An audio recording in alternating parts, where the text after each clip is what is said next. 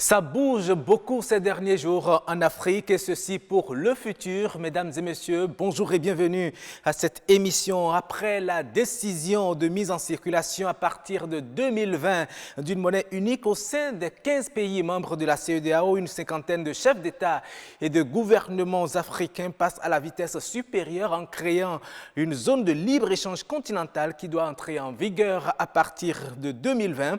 Quels sont les enjeux d'un tel projet? À qui profite-t-il réellement? Comment s'y prendre pour ne pas rester en marge? Nous ferons le débat dans quelques minutes. Avant de passer au dossier de la semaine, ici, nous parlerons de la contribution du MCA Bénin 2 à l'électrification au Bénin et nous recevrons le coordonnateur national.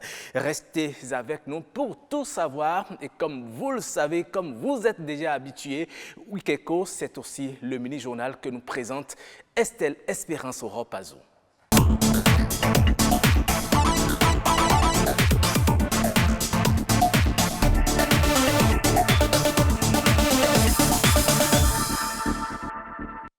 Bonjour à tous et bienvenue dans le mini-journal. Une nouvelle dynamique de coopération entre la Chine et le reste du monde a vu le jour. Il s'agit de l'initiative de la ceinture et la route, un projet de la Chine qui vise à vulgariser les bonnes pratiques ayant contribué au développement rapide de cette nation. Et cette initiative, le Bénin y a adhéré pour asseoir son développement économique. De quoi retourne-t-elle et comment le Bénin peut-il en tirer profit? Igor Ayoso et Ulvaeus Balogun nous en donnent la réponse. Une coopération gagnant-gagnant basée sur une communauté de destin commun pour l'humanité est définie comme un nouveau système mondial d'interdépendance. Telle est l'ambition de l'initiative de la ceinture et la route auquel le Bénin a adhéré en juin 2019. Nos amis africains connaissent certainement ce mot, la communauté de destin. Cette unité lancée par la Chine mais aussi partagée par nos amis africains. Nous sommes dans un village, le monde est devenu un village, donc notre destin sont liés. Il faut construire ensemble cette communauté de destin. Cette idée est partagée par tous les pays africains et par la plupart du monde entier. Alors cette union, ce n'est pas seulement pour s'asseoir et se discuter, c'est pour collaborer, c'est pour réaliser le développement économique et social de chaque pays. Parce que chaque pays a sa spécialité, a ses avantages, mais aussi a ses points faibles. Donc, dans cette coopération internationale, on peut conjuguer les efforts. Face à cette opportunité, le Bénin se positionne pour bénéficier de ce nouveau mécanisme de financement. Et les enjeux sont clairs. Déjà, que les cadres béninois, à divers niveaux, mais particulièrement au ministère en charge des affaires étrangères de la coopération et ceux en charge du développement et du plan, mais également le ministère de l'économie et des finances, que les cadres de ces trois ministères, également des secteurs, maîtrisent le concept même de la ceinture et de la route, maîtrisent l'enveloppe, mais maîtrisent également le contenu. La deuxième condition qui me semble également être une condition importante, c'est que le Bénin puisse définir, puisse élaborer des projets qui soient éligibles justement à cette initiative. Cela voudrait dire que ces projets-là doivent partir des besoins de notre pays, mais également répondre aux exigences de cette initiative importante. Avec l'initiative de la ceinture et la route, il s'agit pour le Bénin de renforcer la synergie d'action en matière de développement des projets de coopération. C'est également l'occasion pour le Bénin de tirer profit des projets à grand impact socio-économique qui porteront la marque de l'amitié entre la Chine et le Bénin. Il est réputé pour être le centre de la mode accessible à tous. Le marché Missebo à Cotonou est une sorte de centre commercial uniquement dédié à l'habillement. Il est doté d'un service après-vente qui fonctionne instantanément. Vos habits achetés sont trop amples, il y a des spécialistes qui vous les taillent à votre mesure. Missebo, le marché de friperie, c'est un reportage de Patrick Adjaboujou. Missebo, quand ce marché était dans sa gloire, le business, ça marchait ici correctement. Le business des vêtements de seconde main a pris ses racines ici, à Missebo, sous les rangas précaires et dans les allées du marché. Des vendeurs et acheteurs animent ce lieu d'échange commercial de la friperie.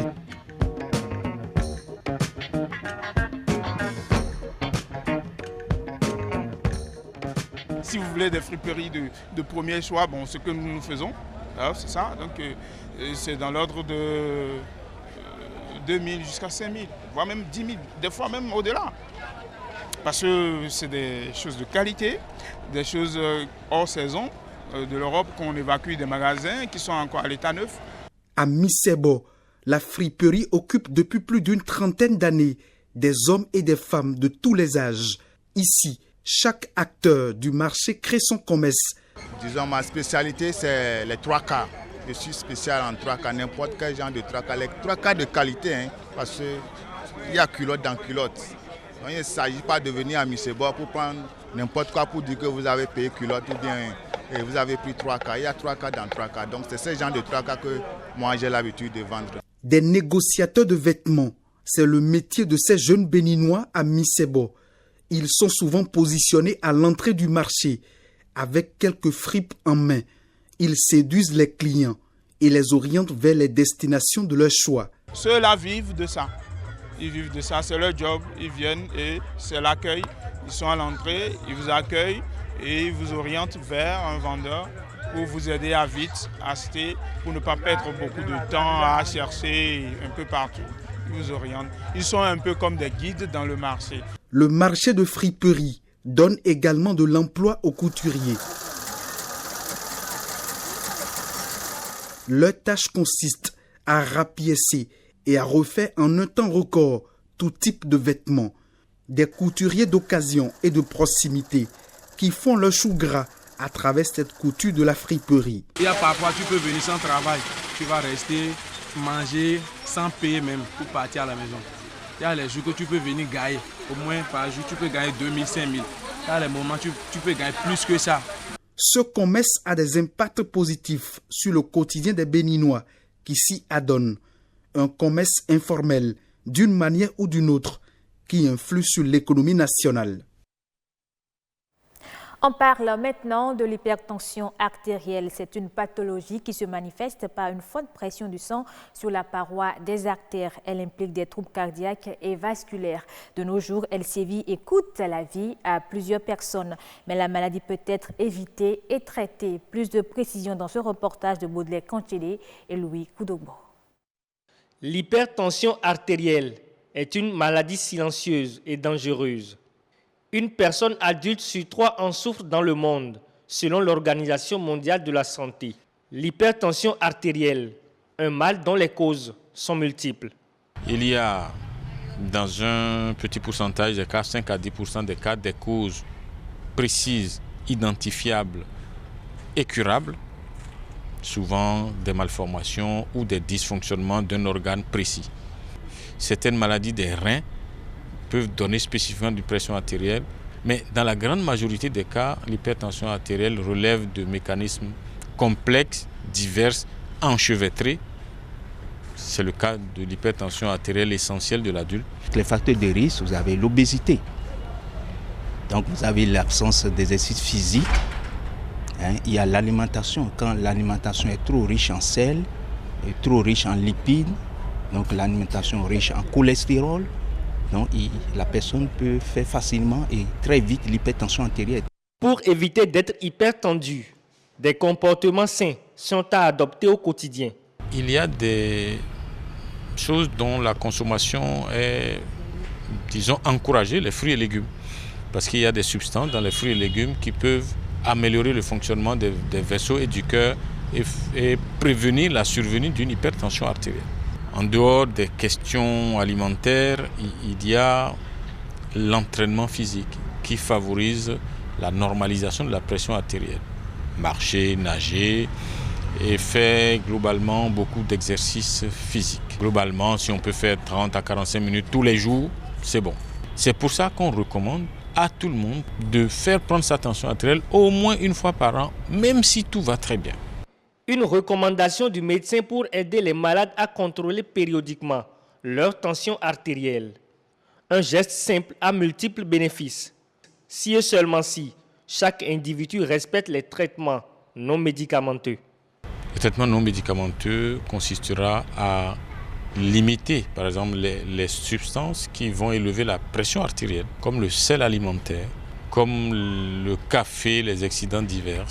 Limiter ces substances-là qui font partie de l'alimentation. Et puis il y a des substances qu'il faut interrompre parce qu'elles ne font pas partie des besoins.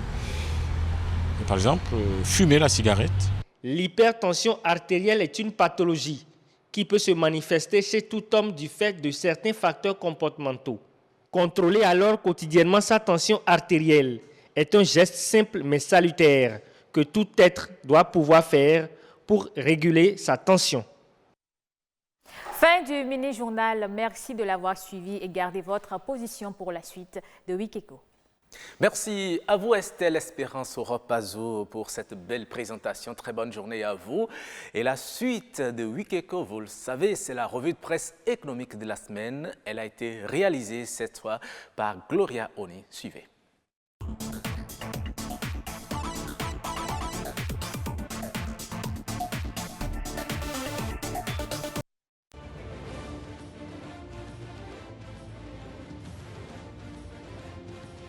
Bonjour et merci de prendre le rendez-vous pour ce tour d'horizon. Nous démarrons cette revue par l'adhésion du Bénin à la zone de libre-échange continentale africaine ZLECA. Le potentiel rapporte l'information et titre. 12e sommet extraordinaire de l'UA à Niamey au Niger. Le Bénin adhère à la ZLECA. On retient que Patrice Talon a signé l'adhésion du Bénin à la zone de libre-échange continentale africaine. Cet acte consacre une grande avancée dans le sens de l'intégration de l'Afrique. Cette adhésion participe à la mise en œuvre d'un certain nombre de programmes phares par l'Union africaine d'ici 2063. La presse du jour complète l'information et titre. Adhésion à la zone de libre-échange continentale, Talon crée d'autres opportunités de développement au Bénin. Le journal explique que cette adhésion permettra de disposer d'une zone de libre-échange doublée de marchés communs avec caractéristiques de libre circulation des travailleurs et d'une union douanière qui implique une politique commerciale commune à l'endroit des pays extérieurs à la zone. Éducation à présent. L'événement précis titre Examen de fin d'année, 50,10% admissible au bac 2019. Le journal explique que le baccalauréat session juin 2019 a connu un effectif de 100 017 candidats inscrits, donnant un taux de réussite de plus de 50% sur le plan national. Un taux largement en hausse par rapport à celui de 2018 qui était de 33,43%. Fraternité dans cette même dynamique complète et titre. Bénin, 50,10% d'admissibilité au bac. Le journal complète et explique qu'au plan départemental, le littoral est en tête de peloton avec un taux de réussite de 57,87%. Il est suivi de l'Atlantique, 56,37%, du Zou, 51,48%, de l'Ouémé et du Mono, 50,09%.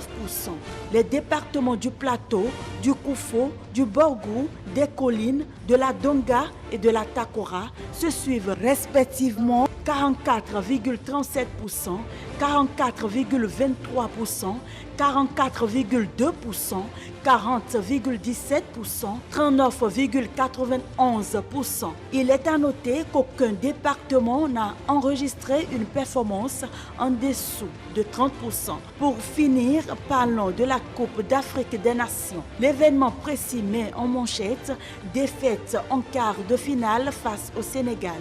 Les écureuils qui quittent la CAN dans la gloire. On retient des colonnes du journal que les écureuils ont vu leur beau rêve s'achever devant leur homologue du Sénégal ce mercredi 10 juillet 2019 au stade du 30 juin de Caire en Égypte. Combatifs en premier mi-temps, ils ont perdu la seconde suite à un but d'Idrassa Gana Gueye. Fraternité renchérie et titre. CAN Égypte 2019, défaite honorable des écureuils, le message de félicitations de Talon. Le journal rapporte que selon Patrice Talon, les écureuils ont révélé le Bénin un peu plus. Et à l'auteur de l'article d'ajouter que les écureuils mériteraient le tapis rouge à leur retour au bécail. C'est tout pour les informations de cette semaine sur Wikeco. Merci de les avoir suivis.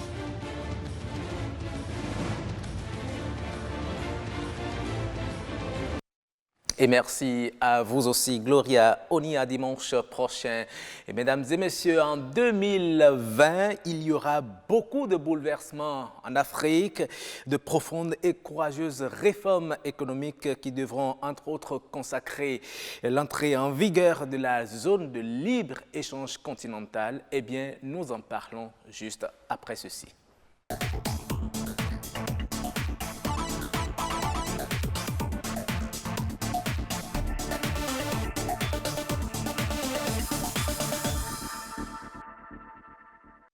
Mes invités y sont déjà là. J'ai le plaisir de vous présenter James William Baguidi. Bonjour. Bonjour Aurélien, bonjour à tous. Vous êtes journaliste à la télévision nationale. C'est un plaisir pour moi de vous recevoir pour la première fois sur ce plateau de Wikeco. D'accord. Et en face de vous, lui, il est un habitué. Dieudonné Katakula, bonjour. Bonjour. La pleine forme? Toujours. D'accord. Alors, je le disais tout à l'heure, assez de réformes en perspective en Afrique pour 2020. La prophétie selon laquelle, quand l'Afrique s'éveillera, le monde tremblera à ses pieds. James William Baguidi, est-elle en train de se réaliser, de se concrétiser? Sommes-nous déjà dans cette offensive africaine? Roch Aurélien, souhaitez-vous que je vous réponde de la façon la plus sincère possible? Ouais. Si c'est le cas, je vous dirai tout de suite non. Non, parce que nous connaissons les chefs d'État et de gouvernement du continent africain et nous savons un peu comment évolue le rêve des pères fondateurs de l'unité africaine depuis 1963. Et si on s'en tient à ce que les chefs d'État et de gouvernement nous ont montré jusque-là, le réveil de l'Afrique n'est pas encore acté. Pour 2020? Non, 2020 pour moi c'est une date, c'est un calendrier, c'est un échéancier qui ne sera pas respecté. Mais il y a beaucoup d'événements majeurs qui sont annoncés pour 2020. Oui, vous avez suivi, on a annoncé la monnaie unique au niveau de la CEDEA pour 2020. On annonce encore la levée des barrières pour phagocyter, mettre tout le monde ensemble au niveau du continent, pour faciliter la libre circulation des personnes et des biens, tout et tout. Vous savez, pensez pas j'ai que l'impression, je n'étais pas né, c'est vrai, en 1980, mais j'ai l'impression que nous nous retrouvons en 1980 à l'occasion de l'élaboration du plan d'action de Lagos. À cette occasion-là, l'Organisation de l'Unité africaine avait, au regard des échecs du processus d'intégration, décidé, lors d'un sommet, de relancer le processus d'intégration et donc a décidé en 1980, à travers le plan d'action de Lagos, de mettre en place ce qu'on a appelé la communauté économique africaine, qui était le pas le plus décisif jamais imaginé à cette époque-là, pour que les économies africaines s'intègrent et que nous arrivions à cette zone de libre-échange qui était envisagée depuis, en 80, on l'envisageait déjà pour l'an 2000. Rien n'a évolué, puisque nous sommes en 2019 et on prévoit encore cette zone de libre-échange pour 2020. C'est vrai que pour la première fois, nous avons un texte qui ordonne la libéralisation, du moins, non pas totalement des échanges, mais en tout cas la suppression des barrières tarifaires et douanières pour cette année 2020, mais si je dois m'en tenir à l'histoire du continent et non pas à l'application, et même à l'application, à la façon dont les chefs d'État ont toujours appliqué les textes dont ils ont décidé, ce n'est pas encore vraiment... Vous restez optimiste, vous prenez cette ambition avec beaucoup de pincettes. Je ne sais pas si c'est le même avis que Dieudonné Katakula partage. 2020, est-ce que vous ne voyez pas que c'est l'année d'un véritable décollage économique en Afrique? Moi, je reste optimiste. James a dit que il nous voit encore en 1980, au moment d'un certain nombre de choses. Nous sommes en 2019, il y a aujourd'hui l'agenda 2063, je crois, de l'Union africaine. Et c'est la mise en œuvre de cet agenda aujourd'hui qui permet de finaliser l'accord sur la ZLECAf ou la ZLEC, comme certains l'appellent, la zone de libre-échange économique continentale. Donc, pour moi, il faut toujours essayer. Vous savez, on tire beaucoup plus le son des échecs. Et nous sommes en train de parler du commerce, du business, et d'échange de marchandises, de vente de produits qui quittent le Bénin pour le Togo ou pour l'Éthiopie, et d'un certain nombre de services que des Sud-Africains peuvent vendre aux Algériens. Aujourd'hui, au plan des échanges entre Africains et intra-africains, c'est à peine 15% des échanges que les États africains se font entre eux, et le reste, ils le font avec les pays européens ou les pays asiatiques et américains. Et donc, nous n'arrivons pas à faire du commerce entre nous, Africains, c'est-à-dire que nous sommes voisins, nous sommes plus proches, mais on n'arrive pas à faire du commerce entre nous simplement à cause d'un certain nombre de goulots d'étranglement que sont les barrières douanières, les tarifs exorbitants que les gens... Justement, puisque vous en parlez, est-ce qu'il est possible de créer en Afrique aujourd'hui une union douanière comme c'est le cas en Europe? Je crois qu'il y a déjà des embryons d'intégration qui sont déjà là. Et je crois que la ZLECAf aussi n'est pas partie du néant pour former quelque chose de nouveau. Ils veulent mettre ensemble, capitaliser les expériences des regroupements sous-régionaux que sont la SADC ou la communauté économique des États de l'Afrique de l'Ouest et les 4 autres zones économiques qui ont déjà des accords entre ces États. Je prends par exemple au niveau de la CEDEAO, il y a beaucoup d'avancées. Donc, on ne va plus revenir sur un certain nombre de choses. La CEDEAO va devoir mettre son expérience en profit avec les autres communautés sous-régionales pour pouvoir pousser encore les autres aussi à aller tout au moins au niveau de la CEDEAO aujourd'hui qui envisage sortir une monnaie commune en 2020. Donc, pour moi, la zone de libre-échange économique continental, c'est un espoir et on va espérer que les États aient le courage de franchir le pas en supprimant ces barrières tarifaires et douanières pour que nous puissions, en tant qu'Africains, faire des échanges commerciaux entre nous, faire des échanges de services et pour pouvoir avoir certainement une libre circulation dans toute l'Afrique. D'accord. La zone de libre-échange continentale, c'est apparemment un gros projet. D'aucuns estiment que c'est un couteau à double tranchant. Beaucoup ne comprennent pas encore réellement de quoi cela retourne. Alors James, dites-nous, quand on parle de zone de libre-échange continental, est-ce que on veut parler d'un marché commun ou de quoi veut-on parler concrètement, puisque vous aussi, vous émettez des réserves? Oui, j'émets des réserves et je vais revenir sur mes réserves un peu plus tard. Mais en attendant, ce qu'est une zone de libre-échange, c'est la toute première étape de l'intégration. Parce qu'il y a 5 étapes définies par un chercheur, un économiste hongrois du nom de Béla Balassa. Et parmi ces 5 étapes, c'est la toute première qui est la zone de libre-échange. Elle consiste pour les États au sein d'une zone à supprimer ou à réduire à vraiment presque néant les barrières tarifaires et douanières qui existent entre eux. Mais chaque État conserve ses droits de douane vis-à-vis des pays tiers, c'est-à-dire que si le Bénin perçoit un montant précis sur l'importation de véhicules, le Bénin ne va pas changer ces tarifs-là, le Togo conserve ces mêmes tarifs, etc. C'est quand les marchandises arrivent sur le marché intérieur, en tout cas pour les marchandises qui sont des marchandises intérieures, quand ils arrivent sur le marché intérieur, ils payent toujours les mêmes droits de douane, le processus à ce niveau-là ne changera pas, mais c'est pour les productions intérieures à l'Afrique que les barrières tarifaires et douanières doivent être levées jusqu'à 97% et il ne resterait que 3% de produits que les États pourraient encore continuer à taxer. Donc, si on va au-delà de cela, il y a l'union douanière qui est la deuxième étape qui consisterait en ce moment-là à définir un tarif extérieur commun pour tous les États membres de la zone en question.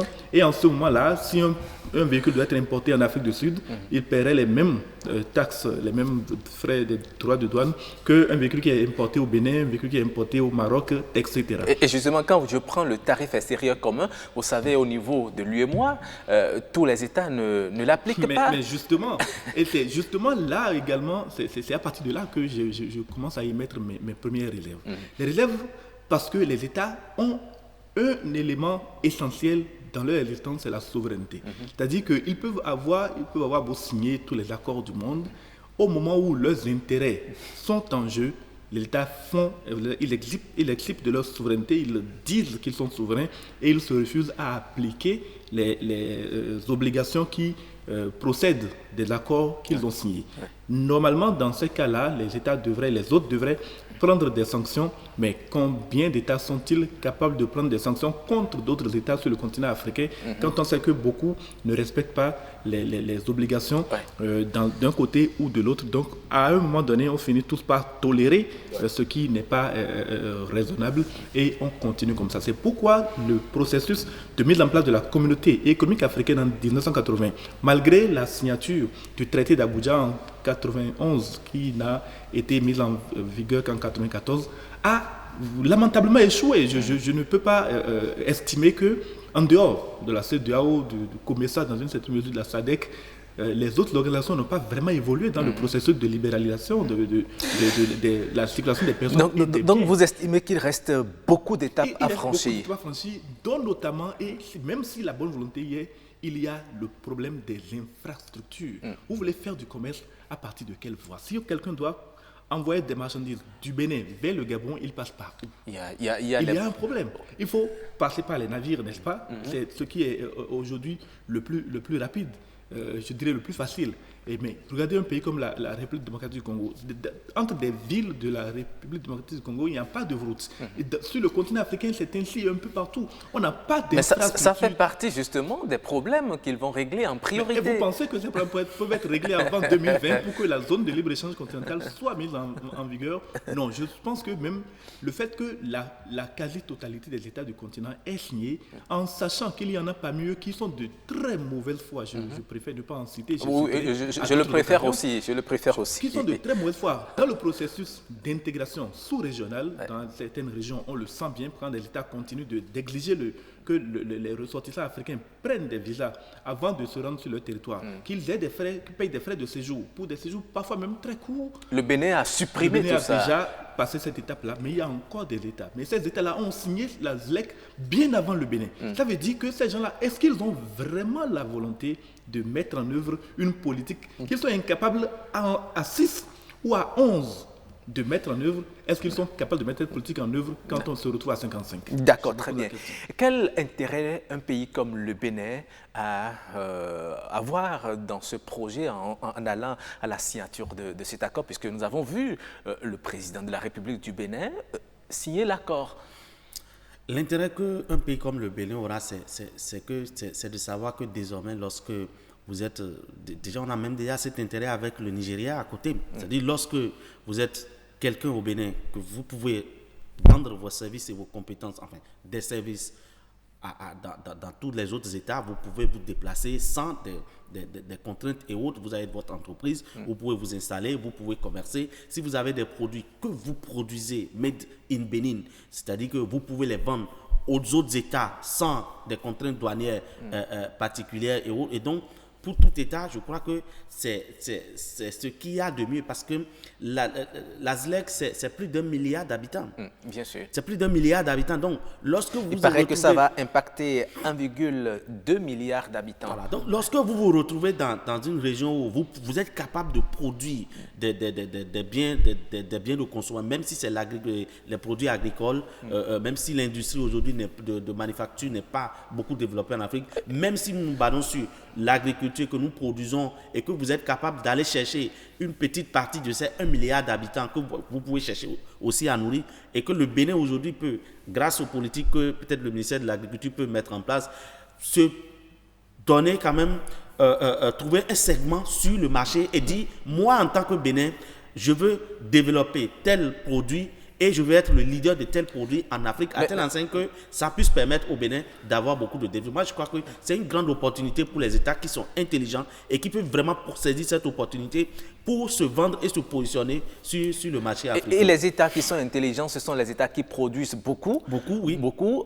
Le Bénin, est-ce que nous produisons assez, à part le coton, l'anacarde, l'ananas qu'on cite? Est-ce que, à travers la mise en application de cette zone de libre-échange continental, les pays grands producteurs, les pays industrialisés d'Afrique ne vont pas se tailler la part du lion? De toute façon, lorsque vous restez les bras croisés sans rien faire, sans revoir votre système de production ou sans revoir votre modèle économique, parce qu'aujourd'hui, chaque État, au regard de l'accord qu'il a signé, doit pouvoir revenir sur lui-même pour dire, bon, sur ce segment de marché qui se libère aujourd'hui, qu'est-ce que moi, en tant que Bénin, je peux apporter à cette zone économique de libre-échange? Qu'est-ce qui peut me profiter? Quelle opportunité je dois saisir pour pouvoir positionner mon pays et profiter de ces 1,3 milliard d'habitants qui ne cherchent qu'à consommer du riz, qui ont besoin de maïs, qui ont besoin d'igname, qui ont besoin d'un certain nombre de choses. De ces 1,3 milliard d'habitants pour qui on importe encore du riz de la Chine, de ces 11 millions d'habitants béninois pour lesquels parfois le Japon est obligé de faire don de riz. Donc, à un moment donné, nous devons nous positionner par rapport à un certain nombre de choses. Et je crois que si nous avons des dirigeants qui sont vraiment ambitieux, on doit pouvoir nous revoir, redéfinir notre système notre système économique, notre modèle économique, savoir sur quel segment de marché nous comptons nous mettre pour pouvoir profiter et tirer profit de cette zone économique. Très bien. Et pour tirer profit de cette zone économique, les opérateurs économiques se posent la question comment justement profiter de cette aubaine si véritablement c'en est une. C'est une aubaine en même temps que c'est un défi. C'est d'abord un défi parce que effectivement, comme Dieudonné l'a estimé, les grands pays producteurs, dans un premier temps, seront les premiers bénéficiaires de la libéralisation des échanges au sein du continent africain. Tout à fait. Mais ce défi-là est un défi que les États comme le Bénin peuvent relever, dans la mesure où il suffira d'une organisation et d'une certaine rigueur pour définir, pour faire une analyse de marché et définir les secteurs dans lesquels le Bénin peut se positionner. Les secteurs dans lesquels le Bénin est positionné aujourd'hui sont des secteurs dans lesquels l'exportation est extra-continentale, c'est-à-dire le coton va hors du continent, l'ananas va en très grande majorité hors du continent, et également l'anacarde. Donc, ce n'est que les cultures vivrières pour le moment que nous exportons. Et encore, c'est déjà vers le Nigeria, au bout de 2 ou 3 mois, nous avons épuisé nos relèves. Aujourd'hui, nous avons un marché, au-delà du Nigeria, un marché de 1,2 milliard d'habitants. Et c'est également possible donc d'inonder ce marché-là. Et donc, c'est l'occasion rêvée. Et c'est pour cela que je continue de dire que 2020, ce n'est pas l'étape la plus cruciale. Mais ce sera peut-être l'année d'amorce. Oui, l'année d'amorce. Et donc, à partir de ce moment-là, que les politiques économiques, les politiques agricoles, que les politiques industrielles des États, en tout cas de l'État qu'est le Bénin, soient un peu mieux pensées, un peu mieux élaborées pour pouvoir sortir des usines béninoises des matières qui peuvent, des produits qui peuvent être vendus sur le marché africain. Parce qu'en ce moment-là, le marché africain sera un marché ouvert et autant notre pays s'ouvre, autant il peut également inonder d'autres marchés. Mais vendre sur le marché africain, est-ce que ce sera plus rentable que vendre au marché extérieur, c'est-à-dire en Asie, en Europe? Ah oui, bien sûr. Vous avez un marché d'1,2 milliard d'habitants. De consommateurs. Je suppose. Écoutez, on dit en Afrique, les pays producteurs du coton vont céder le kilo peut-être à 500 francs, alors qu'en Asie, ils sont prêts à vous l'acheter à 700 francs, à 800 francs par exemple. Ça va fragiliser quelque part cette zone. Vous savez, les États ne sont pas obligés de livrer les produits qu'ils sortent de leurs usines ou de leurs champs sur le marché africain. Tout est une question pour les États d'opportunité. Et il va falloir définir tout ça. Bien entendu, c'est cela que j'appelle l'étude de marché de façon très claire. C'est les produits qui, sur le continent africain, vont nous rapporter plus que nous ne gagnerions en exportation. Il faut miser dessus. Mais en même temps, les produits qui font aujourd'hui la rente du Bénin, il n'est pas question de les abandonner. Le coton doit être poursuivi. On doit même doubler la production parce qu'aujourd'hui, on est en passe d'être un des meilleurs pays producteurs du continent. Et à ce titre-là, avec une production record de 600 000 tonnes cette année. Il faut maintenir ces politiques et que les politiques qui ont permis des succès de cette nature-là dans le coton, dans l'anacarde ou dans le maïs, que ces politiques soient élargies à d'autres marchés. Mais il y a également le problème de l'industrialisation. Absolument, c'est très important. Et à ce niveau-là, il y a également un risque qu'il y a des marchés africains où la production est plus intense, où le coût de la main-d'œuvre est moins élevé et en même temps que nous évaluons les bénéfices éventuels, il faut évaluer les risques et les assumer. Merci beaucoup à vous, James William Baguiti. Ce sera votre mot de fin. Je vous laisse aussi 30 secondes pour votre mot de fin. On me fait de grands gestes de l'autre côté. C'est à l'État de définir ses priorités, d'organiser les producteurs et d'éviter que les gens ne soient toujours de petits producteurs de production de subsistance, mais de mettre en place de véritables coopératives de producteurs par filière ou par autre chose pour définir, pour avoir une marge de production, arriver à pouvoir transformer ou trouver des moyens de conservation des produits pour pouvoir les exporter et profiter de ce marché. Pour moi, c'est une aubaine pour toutes les économies et surtout pour les pays qui ont envie vraiment de travailler. Absolument.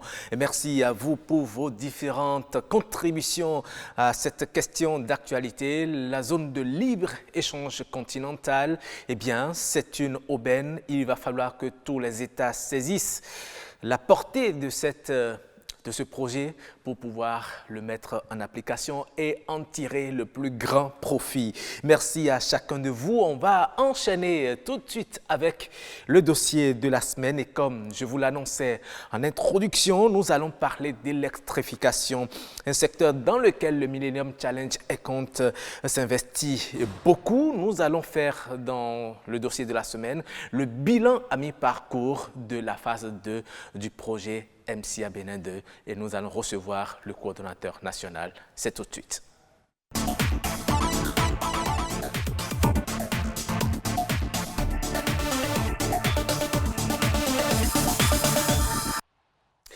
Le programme MCA Bénin 2 est déjà dans sa 3e année. Le 22 juin dernier, un bilan à mi-parcours de son exécution a été fait. Que reste-t-il à faire? Quels sont les prochains défis? Avant d'en parler avec le coordonnateur national, je vous invite à suivre ce reportage. Le Bénin essaie de résoudre de mieux en mieux la question de déficit en énergie électrique. Dans les grandes villes, on note une amélioration dans la satisfaction des besoins des populations en la matière. Cependant, dans les zones rurales, beaucoup reste encore à faire. Voilà pourquoi les autorités du pays ont décidé de recourir à l'appui du Millennium Challenge Corporation pour l'accompagner dans le domaine. Depuis 2017, un accord signé avec la structure américaine a permis de démarrer le projet avec l'installation de plusieurs centrales électriques. Nous avons lancé les études géotechniques et hydrologiques sur les 4 sites sur lesquels les centrales solaires seront construites. Je précise, pour ces centrales solaires, il y en a 4. Une à Boïkon pour une puissance de 15 MW, une à Parakou de 15 MW également, à Djougou et à Natitengu respectivement de 10 MW. Le programme Millennium Challenge Account 2 va permettre de renforcer et de moderniser les infrastructures de distribution d'énergie électrique du Bénin en vue d'étendre la capacité du réseau à satisfaire les besoins en énergie du pays. À travers le compact, le Bénin disposera de 5 fois plus la capacité de transformation d'énergie électrique de ce que c'est en place aujourd'hui. Le compact mettra en place aussi des outils de contrôle, commande et communication entre les principaux éléments du système électrique du Bénin, qui sont en cours de préparation par la grande entreprise américaine General Electric.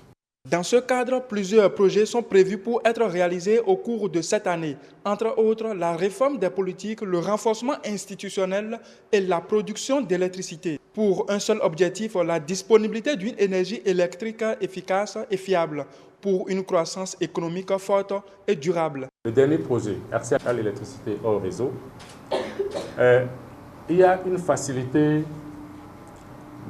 pour la promotion de l'énergie propre hors réseau, qui est en fait un fonds de 32 millions mis à la disposition des initiatives privées et associatives publiques susceptibles d'apporter de l'énergie électrique dans les zones reculées, isolées et non connectées au réseau conventionnel de la SP2E.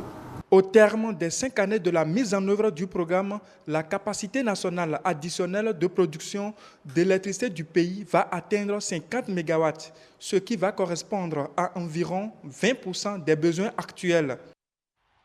Merci à vous, Lazare Mingan, pour ce reportage. Et comme je vous le disais, notre invité, le coordonnateur national du Millennium Challenge Compte Bénin 2, est déjà sur ce plateau. Bonjour, monsieur Gabriel Degbeyi.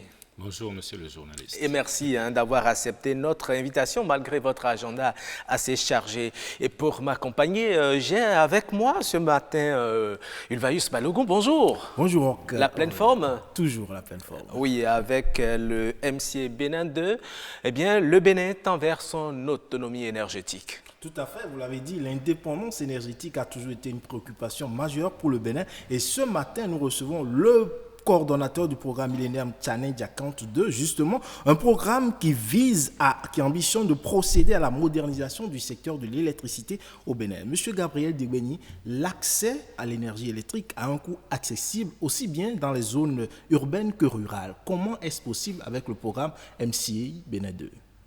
Je vous remercie.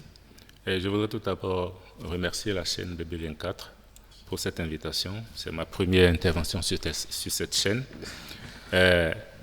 Avant de répondre précisément à votre question, je voudrais quand même préciser que l'accord de don signé entre les États-Unis et le gouvernement du Bénin est d'un montant de 375 millions de dons des États-Unis d'Amérique, mais il y a une contrepartie du gouvernement du Bénin 28 millions de dollars. Environ, un peu plus de 28 millions de dollars. Et c'est un programme qui vise un objectif précis, c'est la transformation, la modernisation du secteur électrique du Bénin. C'est un programme qui s'intègre parfaitement dans le programme d'action du gouvernement et qui en est même une composante. Et ce programme, quand je vais décliner sa composition, je ferai en même temps le bilan à mi parcours et répondrai à votre question. Donc c'est un programme qui comprend 4 projets. Le premier projet, c'est le projet réforme des politiques et renforcement institutionnel. Vous comprenez très bien que pour moderniser un secteur, pour dynamiser un secteur, il faut des réformes. Et sur ce plan, nous avons des réformes d'ordre politique, notamment des questions qui concernent le secteur globalement. Je vais parler des politiques de développement, des stratégies, des plans directeurs, mais nous avons également des questions de gouvernance et de gestion. C'est pour ça qu'au-delà des questions de politique, où nous avons fait un certain nombre d'études, notamment l'étude de la mise en place d'une société de production d'électricité, l'étude tarifaire et autres, nous avons mené des réflexions sur la gouvernance et la gestion de la Société béninoise d'énergie électrique. Et c'est ça que vous appelez renforcement institutionnel? Entre autres, parce qu'il n'y a pas que la SBE, il y a aussi les autres structures, notamment du ministère, qu'il faut renforcer, l'autorité de régulation de l'électricité, mais également les autres acteurs, le secteur privé et les organisations non gouvernementales, etc., qui contribuent à l'amélioration des activités du secteur. Alors, est-ce qu'on est en train de tendre vers, une privatisation de l'énergie électrique pour une meilleure gestion? Non. Ou tout au moins une ouverture du secteur vers le privé. Vous savez, dans le cadre de la participation du secteur privé dans le secteur de l'énergie électrique, il y a plusieurs étapes, il y a plusieurs paliers. Le premier, c'est ce qu'on avait fait, c'est l'élaboration d'un contrat-plan entre la société et l'État. C'est un accord, un contrat qui définit les droits et responsabilités de chaque partie. Dans le cas d'espèce, même si la Société béninoise d'énergie électrique est une société d'État, cette société a des droits et des responsabilités. L'État aussi a des droits et des responsabilités envers cette société. Donc, ça a été le premier acte qui a été posé, l'élaboration et la signature d'un contrat-plan, avec la modernisation du conseil d'administration, où on a remplacé le conseil d'administration en mettant des hommes qui savent véritablement de quoi il est question. C'est la première étape. Il y a une deuxième étape, c'est le contrat de gestion. Ça. Tout appartient toujours à l'État, mais on apporte une expertise privée pour améliorer la gestion de l'entreprise. Nous sommes à cette étape-là. Donc il n'est pas question de privatisation, ni de la SBE, ni de l'ouverture du secteur pour le moment. En tout cas, ça rassure parce que ça fait partie des questions que se posent les consommateurs de l'énergie électrique au Bénin. Oui, vous parliez justement des différents axes. Vous avez parlé des réformes politiques et du renforcement institutionnel et national. On a abordé rapidement, puisque j'ai déjà parlé des autres structures. Donc, mais dans ce volet, il y a une importante composante qui concerne la communication, la sensibilisation et la formation des acteurs sur les questions clés du secteur énergétique et notamment sur les questions de l'efficacité énergétique. Je vais passer rapidement au deuxième projet qui concerne la production d'énergie électrique. Aujourd'hui, au niveau de l'accord de Don, nous avons encore une seule activité, c'est la construction des centrales solaires photovoltaïques, mais qui sera réalisée par des producteurs indépendants d'électricité. Ah bon? Oui, c'est une option qui a été prise pour optimiser le processus. Donc, comme vous l'avez suivi dans le reportage, qui est d'ailleurs très bien fait, il y aura 4 centrales solaires. Et les sites ont été choisis à dessein. C'est après des études qu'on a identifié ces sites et après l'évaluation de la demande de ces régions, aujourd'hui et pour plusieurs années. Et quelles sont ces régions-là? Il y a d'abord Boïcon, où il y aura une centrale solaire photovoltaïque de 15 MW. Il y a Parakou également pour 15 MW. Il y a Djougou pour 10 MW et Natitengu pour 10 MW. Évidemment, dans ces zones où nous allons construire les centrales solaires photovoltaïques, nous allons également faire une extension du réseau pour améliorer les plans de tension et contribuer à la réduction des pertes dans ces zones. J'ai dit tantôt que ce serait réalisé par des producteurs indépendants d'électricité. À l'étape où nous sommes aujourd'hui, nous allons lancer la préqualification très prochainement dans cette semaine et nous allons pouvoir sélectionner les producteurs indépendants, après lancer les dossiers d'appel d'offres et la prochaine année, nous allons pouvoir démarrer les constructions de ces centrales solaires. Le troisième projet, c'est le projet que nous avons appelé distribution d'électricité, qui concerne essentiellement la modernisation et le renforcement du réseau de distribution d'électricité de la Société béninoise d'énergie électrique. Oui, quand même, cela se passera essentiellement à Cotonou et environ, et comme je l'ai déjà dit, dans les zones où nous allons construire les centrales solaires photovoltaïques. Donc Cotonou sera ceinturé par un réseau de 63 kV.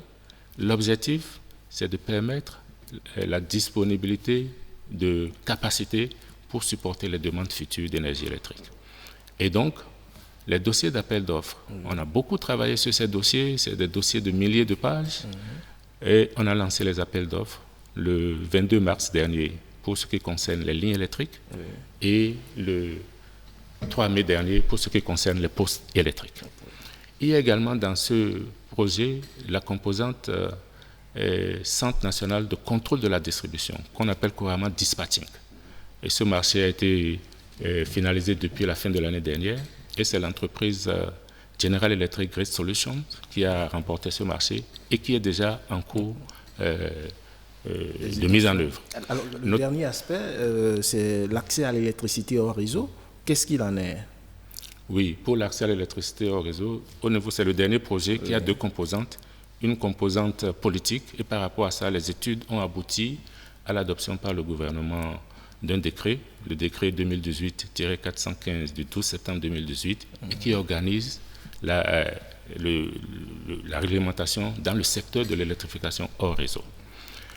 Ensuite, il y a une deuxième composante qui est un fonds qu'on appelait Facilité d'énergie propre hors réseau, qui est un fonds de 32 millions de dollars US, et ce fonds servira à cofinancer des initiatives de différents partenaires, que ce soit privés, que ce soit des associations, que ce soit des communes et autres, pour apporter l'énergie électrique aux zones isolées ou reculées qui ne sont pas encore connectées au réseau aujourd'hui et qui ne seront pas connectées d'ici 5-10 ans.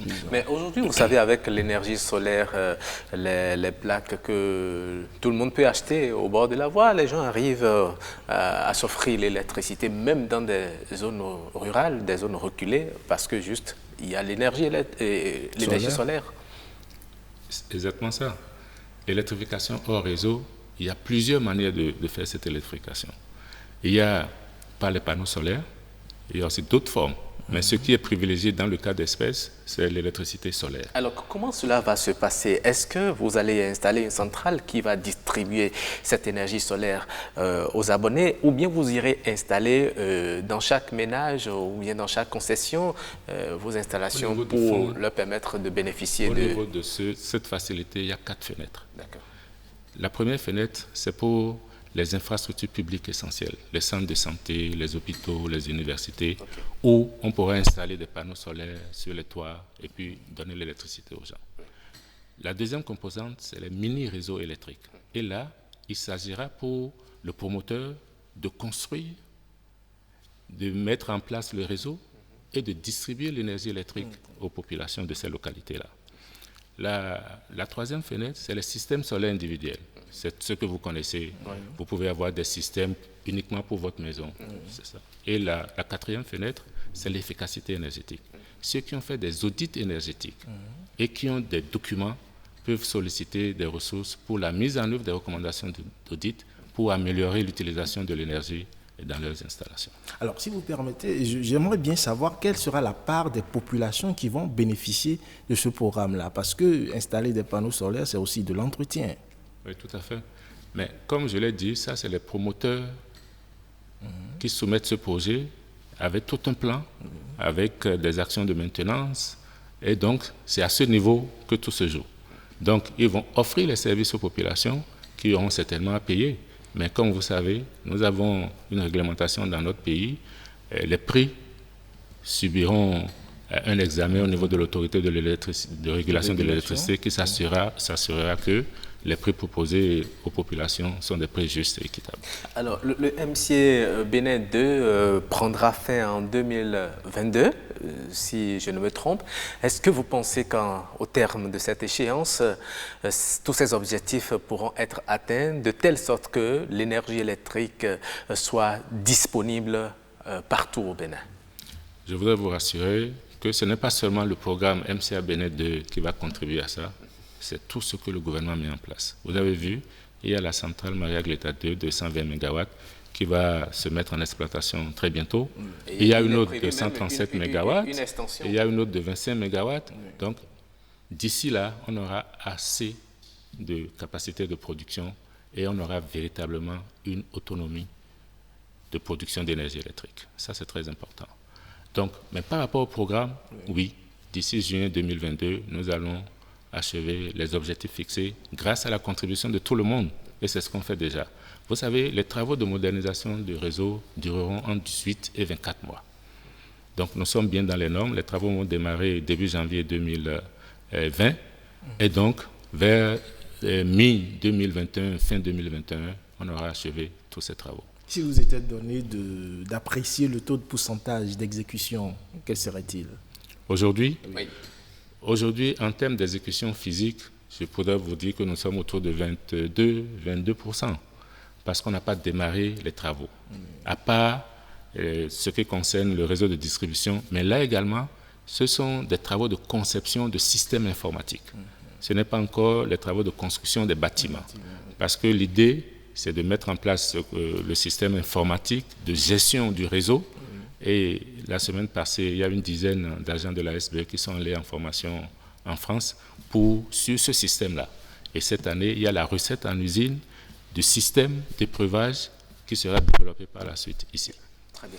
On comprend que le MCA Bénin 2 prend une part assez importante dans l'électrification au Bénin. Nous sommes pratiquement à la fin déjà de cet entretien. Je vais vous laisser la parole pour votre mot de fin très rapidement, peut-être pour rassurer les consommateurs. Oui, je voudrais rassurer les uns et les autres que le gouvernement travaille pour la satisfaction des besoins en énergie électrique des populations. Évidemment, malgré les efforts, il y a encore quelques difficultés, mais tout le monde est à pied d'œuvre pour que cela soit du passé. Avec le programme, nous allons bientôt démarrer les travaux. Nous avons des défis parce qu'au plan environnemental, nous avons des normes strictes à respecter. Nous aurons à déplacer des populations pour faire des tranchées, mais nous ferons en sorte que les désagréments soient réduits pour que les populations n'en souffrent pas. L'objectif étant qu'au bout du rouleau, nous ayons des ouvrages, des installations de qualité qui vont durer dans le temps pour le bonheur des uns et des autres. Merci à vous, monsieur le coordonnateur. Il faut rappeler que ce programme ambitionne 50 mégawatts, soit combler 20% des besoins actuels. Merci beaucoup. Je vous remercie. Merci également à vous, Ulvaïs Balogun, de m'avoir accompagné. Une fois encore, merci à vous, Gabriel Degbeyi. Je rappelle que vous êtes le coordonnateur national du MCA Bénin 2. Mesdames et messieurs, c'est la fin de cette émission Wikeko. Merci de l'avoir suivi. On vous donne rendez-vous dimanche prochain à partir de 11h. D'ici là, portez-vous très bien. Au revoir.